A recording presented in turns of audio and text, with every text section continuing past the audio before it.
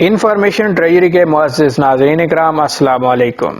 ناظرین، ایک وقت تھا مرد کو شرم آتی تھی کہ اس کی بیوی نوکری کرے، اسے فخر ہوتا تھا کہ وہ کما رہا ہے اور بیوی کو بھی بہت مان ہوتا تھا۔ لیکن پھر وقت کے ساتھ ساتھ سوچ بدلی، مہنگائی کے معاشرے پر اثرات پڑے اور کچھ مغرب کو دیکھ کر لوگوں نے اپنی بیٹیوں کو گھر سے کمانے کے لیے نکالا۔ بعض لوگوں کی مجبوری تھی کیونکہ ان کا بیٹا کوئی نہیں تھا، وہاں بیٹی ہی بیٹا بن جاتی ہے۔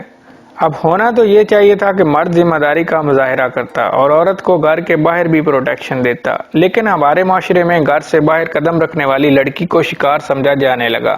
لڑکیوں کے آگے بڑھنے کا اثر یہ ہوا کہ شادی کے لیے ان لڑکیوں کی مانگ بڑھ گئی جو نوکریاں کرتی ہیں، اور نقصان گھر میں بیٹھنے والی لڑکی کا ہوا، وہ بیچاری گھر میں بیٹھی بیٹھی بوڑھی ہونے لگی۔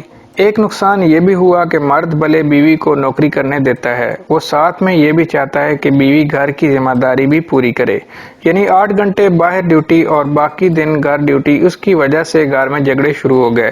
اس کا نتیجہ یہ نکلا کہ عورت جو پہلے مرد پر انحصار کرتی تھی، جب کمانے لگی تو اتنی نڈر بھی ہو گئی کہ اس نے طلاق کا ڈر ہی نکال دیا۔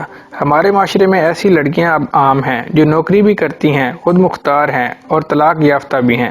مردوں کا اس میں کافی قصور ہے، وہ یہ سوچتا ہی نہیں کہ عورت کمائے بھی، گھر چلانے میں حصہ ڈالے اور پھر گھر کے کام بھی کرے۔